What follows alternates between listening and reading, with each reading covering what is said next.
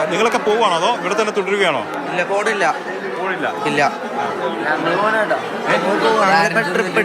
ചിലപ്പോ വിടുകയാണെങ്കിൽ ഞങ്ങളിപ്പോ തന്നെ പോകും. പാരന്റ്സ് വന്നിട്ടുണ്ട്. ഇതെന്താ പറ്റിയേ? ഞങ്ങളിപ്പോ ട്രിപ്പ് ഇട്ട് കഴിഞ്ഞ് വന്നേ ഉള്ളു. ഒരു 6:30 ഇവരൊക്കെ നേരത്തെ പോയി. അതുകൊണ്ട് എനിക്ക് ഭയങ്കര ഛർദ്ദിലും.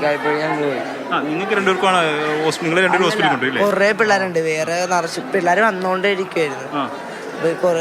എന്തായിരുന്നു പ്രശ്നം? ഫുഡ് പോയ്സൺ ആരോഗ്യ പ്രശ്നം എന്താ ഉണ്ടായി? ഛർദിലും അങ്ങനെയൊക്കെ. പിന്നെ വയറുവേദന, ഒടുക്കത്തെ വയറുവേദന. എന്താ വെച്ചാൽ ഞങ്ങള് ഉച്ചക്ക് മോര് എന്തോ ഉണ്ടായിരുന്നു, അതും കുടിച്ചിട്ടായിരുന്നു. അതിന്റെ അപ്പഴും തോന്നിട്ട് വൈകുന്നേരം ആയപ്പോൾ എല്ലാവർക്കും തുടങ്ങിയ. ആ സമയത്ത് വേറെ ആർക്കും കുഴപ്പമൊന്നുമില്ലായിരുന്നു. എനിക്ക് അത് തന്നെയായിരുന്നു. എനിക്ക് ഇന്നലെ ഒന്നും സീൻ ഉണ്ടായില്ല.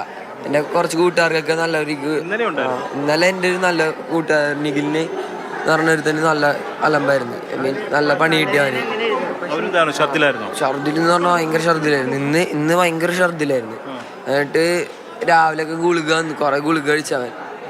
എന്നിട്ടാണേലും കുട്ടികളുടെ പ്രതികരണമാണ് കേൾക്കുന്നത്. പലരും പോകാനുള്ള തയ്യാറെടുപ്പിലാണ്. അവരുടെ രക്ഷിതാക്കൾ ദൂരദിക്കിൽ നിന്ന് പോലും ഈ അർദ്ധരാത്രി മക്കളെ കാത്ത് അവിടെ നിൽപ്പുണ്ട്. പലരുടെയും മുഖത്ത് ആശങ്കയുണ്ട്, അങ്കലാപ്പുണ്ട്. എന്ത് സംഭവിച്ചു എന്നുള്ളത് അറിയില്ല. കൃത്യമായിട്ടുള്ള അന്വേഷണം നടക്കണം. അതിൽ നിന്ന് ഒരു ഉത്തരം, ഈ ഭക്ഷ്യവിഷബാധ എങ്ങനെ ഉണ്ടായി എന്നുള്ളതിൽ ഒരു ഉത്തരം വേണം. അതിനുള്ള ശ്രമങ്ങളാണ് ഇനി തുടർ മണിക്കൂറുകളിൽ, തുടർ ദിവസങ്ങളിൽ ഇതെല്ലാം നമുക്ക് പ്രതീക്ഷിക്കാം.